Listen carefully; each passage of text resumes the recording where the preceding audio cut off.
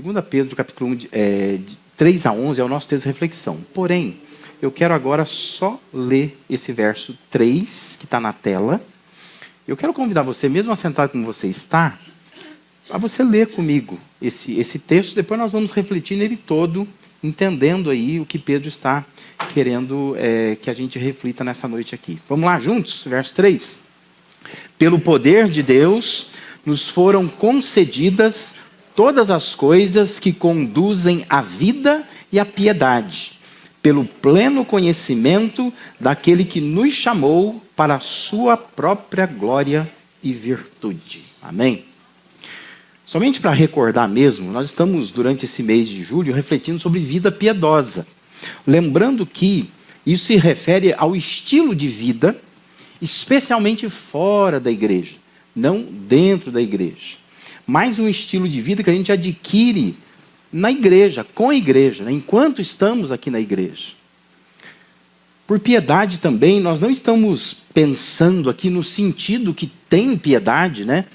Essa ideia de que a gente tem que ser uma pessoa que tenha compaixão e a gente então tem aquela pena, né? Dó de outras pessoas, né? A atitude compassiva.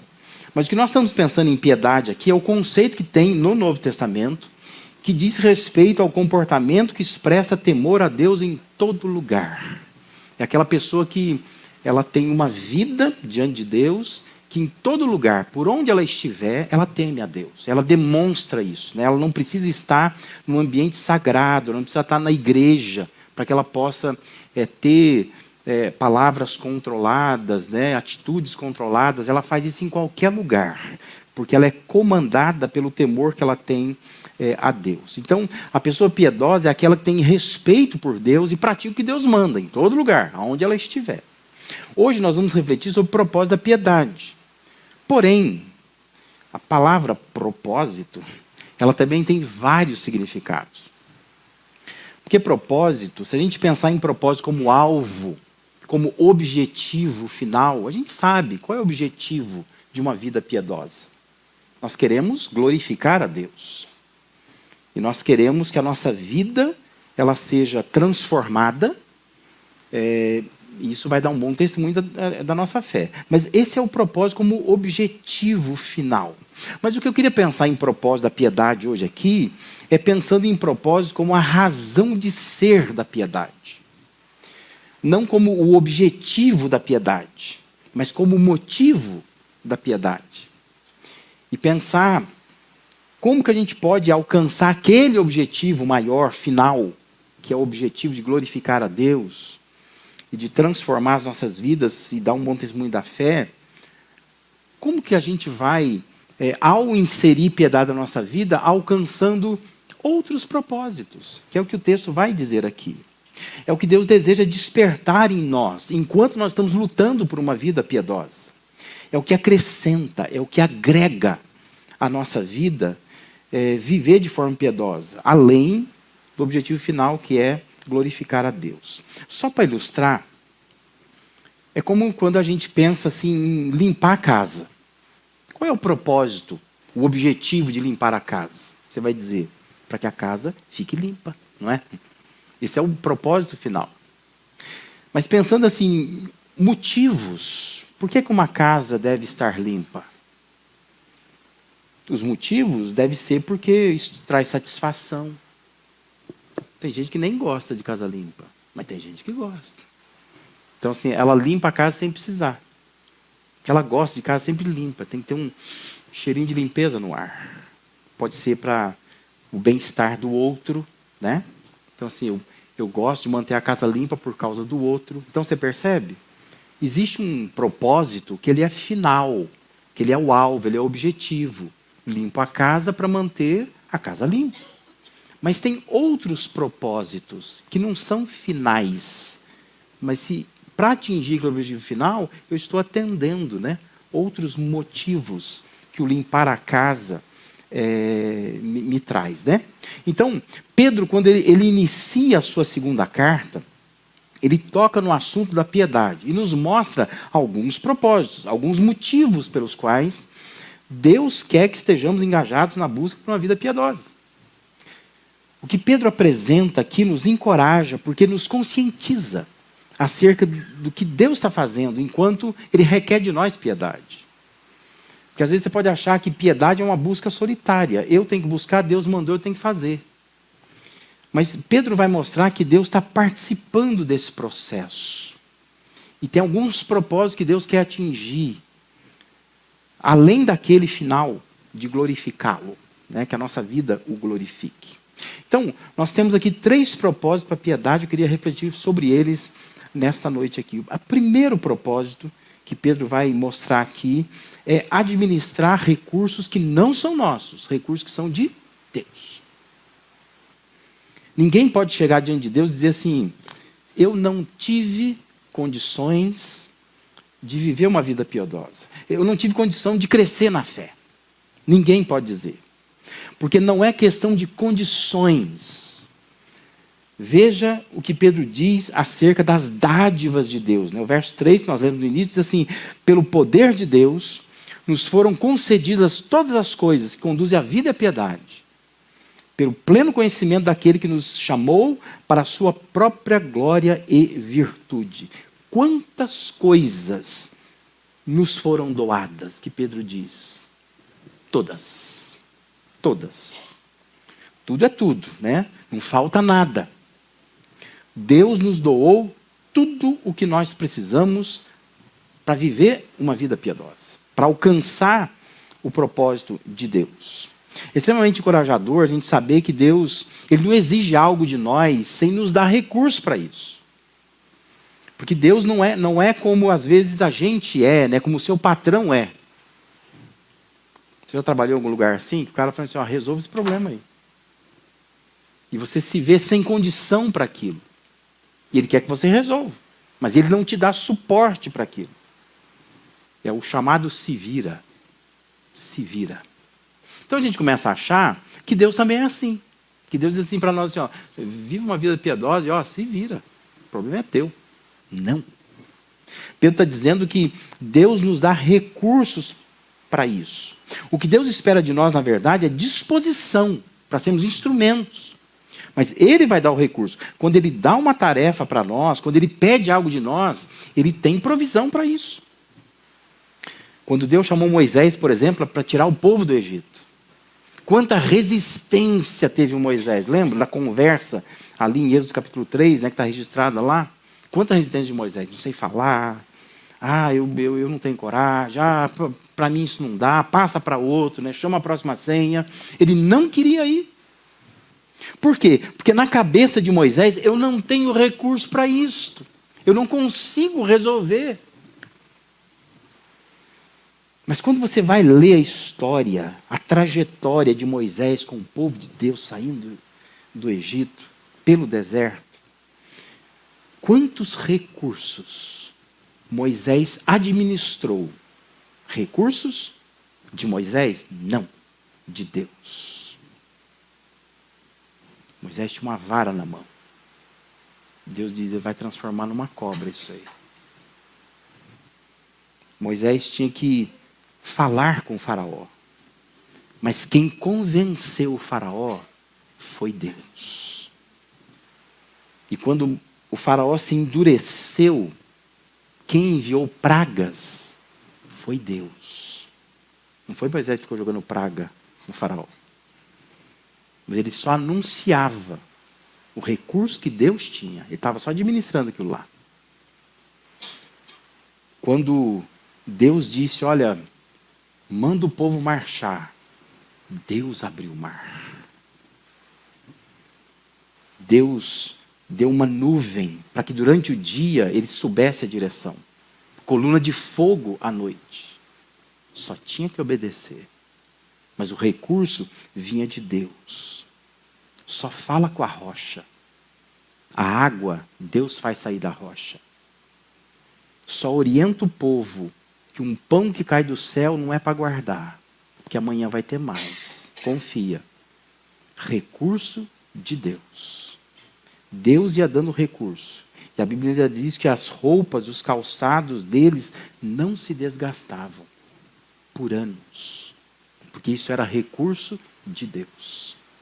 Só tinha que obedecer. E é de posse desse que a gente chama de modus operandi de Deus, a maneira como Deus opera, que Pedro escreve.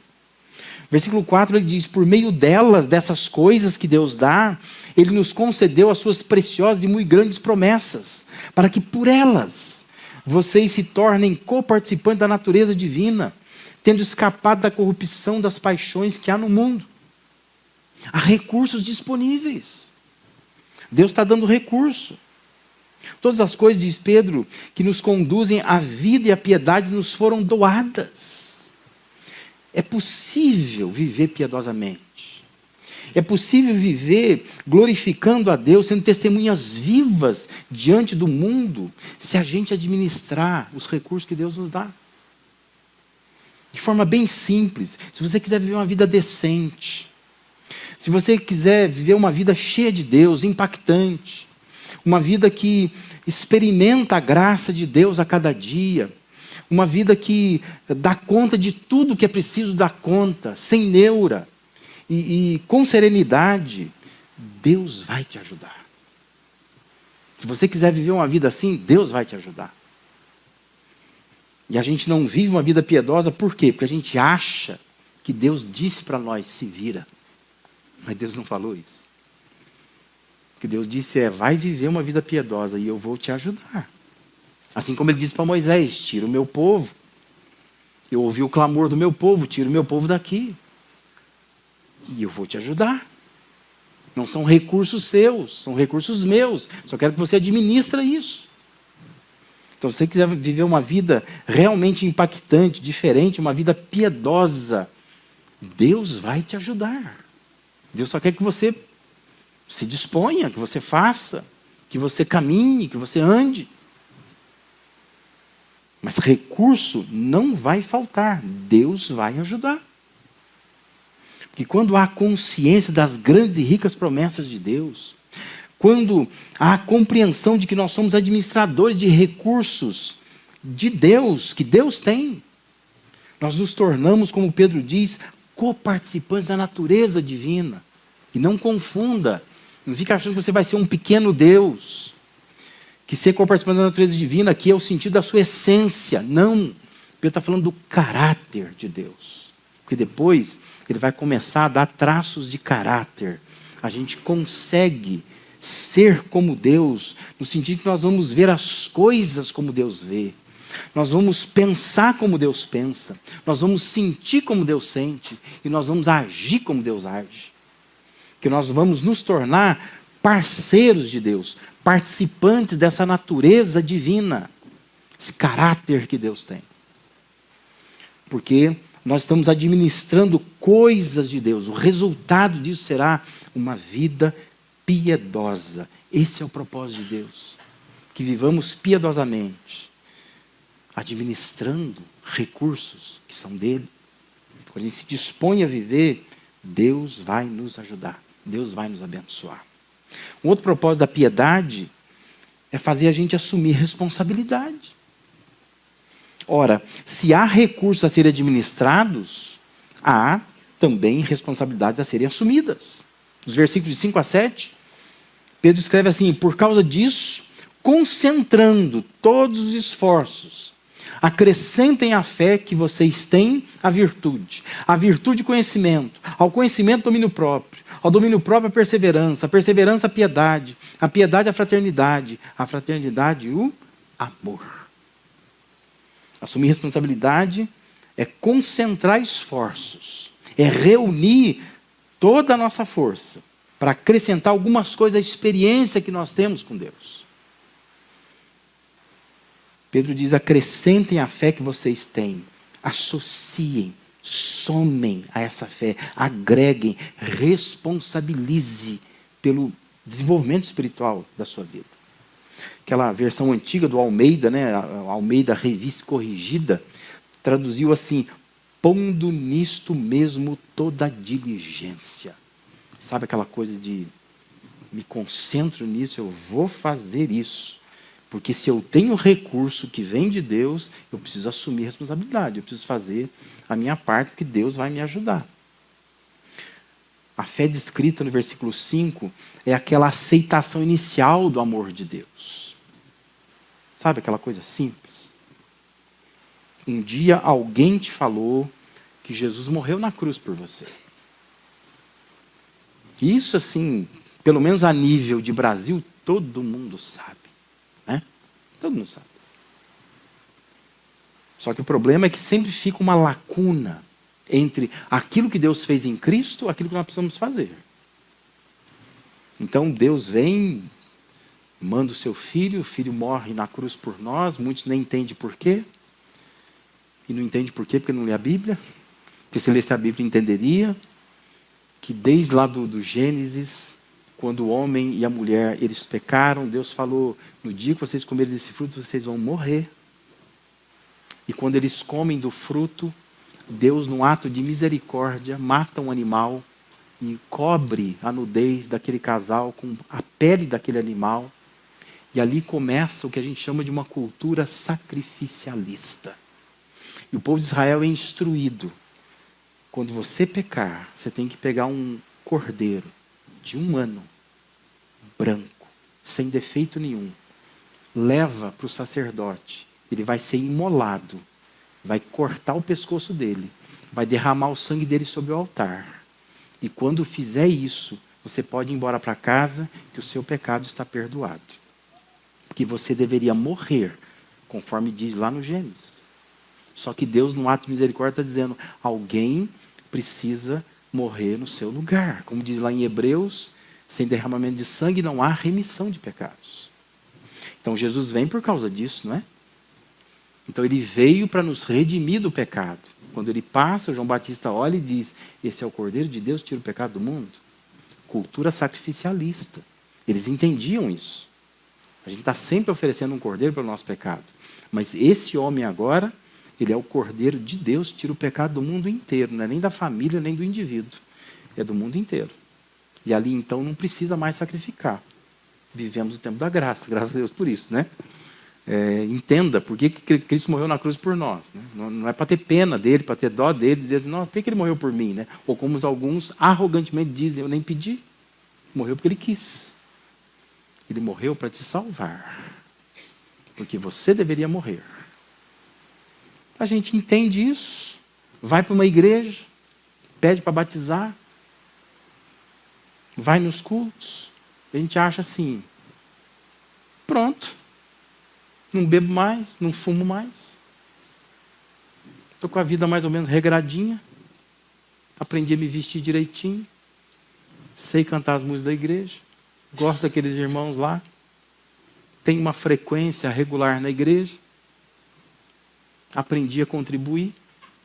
E a gente simplesmente diz assim, tá bom, para que subir mais algum degrau? Agora, veja o que Pedro está dizendo. Pedro está... Na minha imaginação aqui, eu imagino as coisas, porque para mim fica mais fácil entender as coisas que a Bíblia diz, né?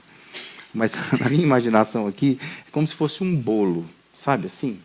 Um bolo. E Pedro está dizendo assim, ó, vamos botar umas coisas nesse bolo?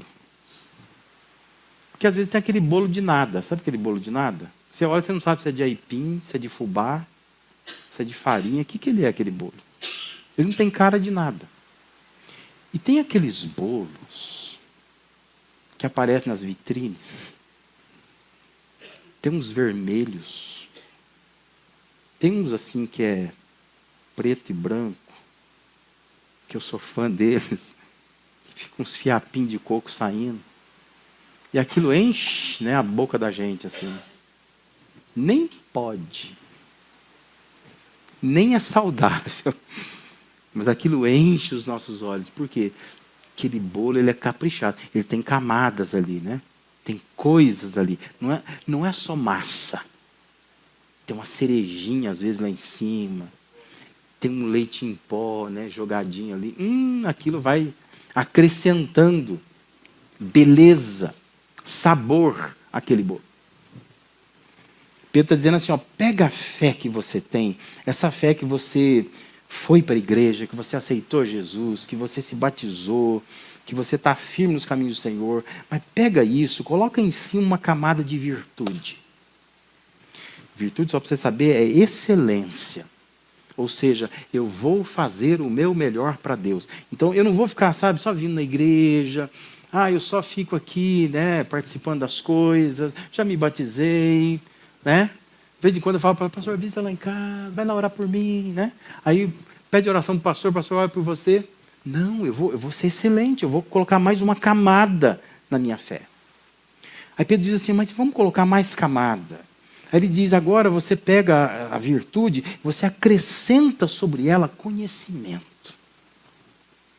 Não adianta falar, eu conheço João 3,16, conheço Salmo 23,1, conheço Provérbios 4,23. Não, você precisa conhecer, ler a Bíblia, conhecer, participar. Acrescenta conhecimento. Aí Pedro diz, pega o conhecimento agora e acrescenta mais uma camada, coloca uma camada de domínio próprio. Porque não adianta também você encher o peito e falar assim, eu li a Bíblia de ponta a ponta, eu sei Bíblia, eu participo da Life Edu, vou dar aula o ano que vem na Life Edu. Mas não tem domínio próprio nenhum. Fechou você no trânsito, é dedo para todo lado, é palavrão, é um monte de coisa. Pedro está dizendo assim, não faz isso não. Põe em cima do conhecimento um domínio próprio, sabe? Um pouquinho daquele fruto do Espírito é importante você acrescentar a esse bolo da sua fé. Aí Pedro diz, pega agora esse domínio próprio e você acrescenta sobre ele perseverança. Sabe, essa coisa de perseverança, eu vou perseverar, haja o que houver. Eu não vou ficar a toda hora deixando que a minha fé se abale. Eu vou ser uma pessoa perseverante.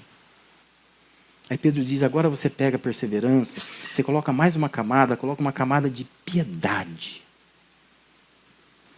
Que significa você ser aquela pessoa cuidadosa, aquela pessoa correta, justa, honesta. Sabe, aquela pessoa que tem cara de crente em todo lugar, gente boa. Parece que essa pessoa é crente. Parece que ela tem um crachá. Porque ela é piedosa. Aonde ela está, ela tem uma cara de que essa pessoa é gente boa. Ela tem a vida transformada. Pedro diz, coloca a piedade. Aí ele diz assim, agora pega a piedade, você coloca ainda mais uma camada, que é a camada da fraternidade. Ou seja, para de pensar só em si, pensa nos outros. Começa a ter um coração fraterno, coração aberto. Olha para quem está do seu lado. Abençoa as pessoas. Se abra para as pessoas. E por fim, Pedro diz, pega agora a fraternidade e acrescenta amor. Amor é a cereja do bolo. Né? Põe amor. Se você comparar com Paulo, 1 Coríntios capítulo 13, Paulo faz a mesma coisa. Amor é a cereja do bolo. Se não tiver amor, não resolve nada. Não sei se você é curioso por essas coisas, mas se você contar, Pedro, como um bom judeu, ele colocou 7 camadas nesse bolo. Como um bom judeu, né? 7 camadas. Vida piedosa é tornar a fé experimentada por nós algo mais cativante, mais agradável, mais impactante. Nada de bolo simples. Mas põe recheio, põe chantilly, põe chocolate, põe cereja, né? Aí está pensando que você vai engordar, né? Mas é para engordar na fé, né? Você deve ser magro fisicamente, mas na fé você precisa se fortalecer. Você precisa ter essas camadas todas. Isso, irmãos, é assumir responsabilidade para melhorar a nossa experiência. E esse é um propósito da vida piedosa. Por que eu estou buscando vida piedosa? Porque eu estou assumindo responsabilidade. Deus já me deu o recurso, eu administro o recurso. Mas tem coisa que eu faço, eu acrescento, eu capricho nessa minha experiência com Deus. Eu vou acrescentando coisas. Porque isso fica muito mais agradável aos olhos das pessoas. Muito mais fácil ganhar o mundo quando se tem uma vida assim, né, que demonstra esse tipo de vida piedosa. E um terceiro propósito é almejar recompensa. Observe que o versículo 8, Pedro diz, porque essas qualidades, estando presentes e aumentando cada vez mais, farão com que vocês não sejam nem nativos, nem frutíferos, no pleno conhecimento do nosso Senhor Jesus Cristo. Vida piedosa, ela vale a pena, porque um de seus propósitos é melhorar a nossa vida, nos mantendo dando frutos, motivados pela recompensa que vem de Deus. O que Pedro está dizendo aqui é que a gente precisa estar preparado para um encontro. Haverá um encontro. E quando nós estamos nos preparando para este encontro, quando você marca o encontro, você se prepara para isso. Você põe na agenda, você pensa na roupa que você vai, perfume que você vai usar, que horas você vai sair, quais são os percalços que podem surgir no caminho. Você planeja. Vida piedosa é planejamento, é se preparar para o encontro. Por isso Pedro diz no versículo 9, pois aquele que não tem essas coisas é cego, vendo só o que está perto, e se esqueceu da purificação dos seus antigos pecados. Porque não busca uma vida piedosa, não está enxergando o quanto poderia enxergar. Vida piedosa é enxergar mais longe, é ter visão maior, mais ampla. Porque eu não estou sendo dirigido só por aquilo que eu estou vendo aqui. Eu estou olhando lá na frente. Eu estou com um encontro marcado, eu estou me preparando para isso. Por isso que eu vivo agora vida piedosa. Versículo 10, Pedro estimula o empenho cada vez maior. Porque, segundo ele, isso revela, confirma, autentica a vocação do cristão. Mas ele vai concluir no versículo 11, o seu pensamento. Ele diz assim, pois desta maneira é que lhe será amplamente suprida a entrada no reino eterno do nosso Senhor e Salvador Jesus Cristo. Pedro está dizendo, capricha nesse bolo da sua fé. Busque uma vida piedosa. É dessa maneira, ele está dizendo, que vai ser amplamente suprida a sua entrada no reino eterno de nosso Senhor e Salvador Jesus Cristo. A imagem que Pedro está querendo colocar na nossa cabeça aqui é a imagem de um guerreiro. Quando um guerreiro ia para a guerra, se ele sobrevivesse à guerra, ele voltava para a cidade e ele entrava na cidade, nos portões da cidade, carregando os seus espólios de guerra. Aquele braço cheio de armas, de joias, de bens, do inimigo que ele venceu, significava, isso aqui é a prova de que eu venci. Eu venci. E ele entrava, então, às vezes, com a população toda da cidade em volta dele, aplaudindo, que é um soldado, um sobrevivente. Ele veio da guerra, e ele não vem simplesmente assim, contando história. Não, ele traz provas da sua vitória. Ele traz os chamados espólios de guerra. Ele mostra, eu estou com os bens do inimigo, porque eu venci o inimigo, e eu estou agora amplamente suprido, entrando na minha cidade de volta. Essa é a imagem que Pedro quer que a gente tenha na mente aqui. Pedro está dizendo, é desta maneira que vai ser amplamente suprida a sua entrada no reino. Você vai chegar lá de uma forma diferente. Porque você vai dizer assim, eu lutei por uma vida piedosa. Eu venci o inimigo. Eu sou vencedor. Eu estou trazendo aqui na minha mão um monte de coisas, Eu não estou chegando purinho, sabe? Tem nada para mostrar para Deus. Só quero entrar no céu. Eu lutei e eu venci. Essa imagem que Pedro quer que esteja na nossa mente aqui. Por isso que esse é um propósito da vida piedosa. É fazer com que a gente esteja engajado numa luta.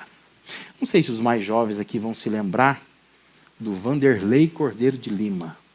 Sabe quem é?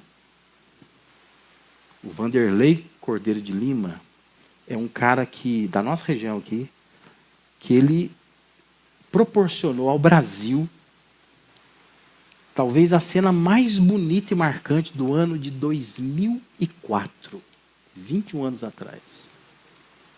Lembra? Você lembra, você revela a tua idade, né? Mas você lembra disso? 29 de agosto de 2004. Ele corria a maratona dos Jogos Olímpicos de Atenas. Primeiro lugar ele estava. Ele ia vencer aquela corrida. Um doido saiu do meio da multidão, o agarrou. Ele ficou tentando se desvencilhar daquele maluco. 2 corredores que vinham atrás passaram na frente dele. Ele chegou em terceiro lugar. Lembra? Ganhou medalha de bronze. Mas a gente nunca vai esquecer da entrada dele naquela arena de Atenas. Né? Ele não era o campeão, mas ele era o vencedor. Porque ele entrou ovacionado, muitos aplausos, porque ele perseverou, apesar do incidente que ele teve no caminho da corrida dele. É interessante que a biografia dele, porque ele está vivo até hoje, sabe, né? Mas a biografia dele diz assim: a carreira de Vanderlei Cordeiro de Lima tomou outro rumo após o bronze conquistado nos Jogos Olímpicos de Atenas de 2004. O ato heróico de continuar na prova, mesmo tendo sido agarrado durante a prova, e a demonstração de espírito olímpico o levaram a ser homenageado pelo Comitê Olímpico Internacional com a medalha Pierre Coubertin. Ele é o único brasileiro que até hoje recebeu essa medalha, que é considerada a maior honraria do movimento olímpico mundial. Mas isso ilustra muito bem o que eu quero que você entenda nessa noite aqui. Vida piedosa não é para definir se você vai ou não vai entrar no céu. Vida piedosa é para definir como que você vai apresentar a sua história aqui na terra quando você chegar no céu. Como é que você entra no céu? Porque na cabeça de Pedro, ele quer que a gente entre não em primeiro lugar. Porque nós temos um inimigo, nós temos pessoas ruins, nós temos natureza pecaminosa, que vai nos impedir de chegar em primeiro lugar. Nós não seremos os campeões, mas seremos vencedores. Por causa da perseverança, por causa de uma vida piedosa. Fomos atropelados pelo caminho, mas permanecemos, chegamos lá. E é isso que Deus quer. Mas o que Deus quer é, não fique, sabe? Enquanto o Salvador não vem, eu fico aqui, sento na cadeira e deixa a vida passar. Deixa a vida me levar, a vida leva eu. Não. O que Deus quer é que você se envolva com uma vida piedosa, sendo uma pessoa diferente, fazendo da sua fé não uma experiência só de eu vou para o céu, eu garanti meu ingresso, muito mais que isso. Mas fazendo dessa carreira que você tem aqui uma forma de você, quando chegar lá, você ter uma entrada amplamente suprida. Porque você vai ter os espólios de guerra, venci o inimigo. Fui interpelado pelo caminho, muitas vezes caí, algumas vezes pensei que nem ia chegar, mas eu entrei, eu cheguei, eu estou aqui. E Deus está ali para te receber, dizendo assim, que bom que você venceu. Não foi o campeão, não foi santo, não foi puro como o Filho Jesus. Mas Deus nem espera isso de nós. O que Deus quer é que a gente vença. Que a gente chegue lá. Que a gente não desista pelo caminho. Que a gente jamais abra mão de uma vida piedosa. Ainda que eu não seja perfeito, eu busco a perfeição. Ainda que eu me frustre com as minhas atitudes, palavras, pensamentos, eu continuo lutando, eu fico de pé de novo. Eu continuo lutando. Por isso é importante a gente entender esses propósitos que Deus tem. Deus quer que a gente administre recursos que Ele tem. Se envolva com a vida piedosa. Não é baseado na sua força, é naquilo que Deus pode oferecer. Assuma responsabilidade. Não fica só olhando para a fé como um bolo simples. Começa a botar camadas nisso, melhora essa experiência. Cresça na fé, desenvolva-se. Envolva-se. Faça algo que torne a sua vida mais encantadora, mais impactante. E almeja a recompensa. Fica olhando lá na frente, para isso te motivar agora, para você continuar fazendo. Porque Deus não é assim, né? Deus não vai... Assim como Deus não diz para você assim, se vira. Deus também não vai chegar lá, sabe? Te dar um tapa na cabeça, assim. Entra aí, vai. Ai, pelo amor de Deus, hein? Mereci ir para o inferno, mas vai, entra. Não. Deus quer te receber como um filho querido, amado. Alguém que correu, alguém que lutou, perseverou. Alguém que Ele sabe, porque Ele mandou o Filho dele aqui. O que é humanidade? O que é lutar contra o pecado? O que é viver dia após dia, debaixo de uma natureza pecaminosa, sendo tentado pelo diabo o tempo todo, enfrentar pessoas ruins, mas chega lá como vencedor. Eu venci, porque eu vivi preocupado sempre em ter uma vida piedosa. A minha entrada no reino vai ser amplamente suprida por causa disso. Amém? Que Deus te abençoe, que você saia daqui com uma visão clara de quais são os propósitos do Senhor para que a gente possa viver uma vida piedosa.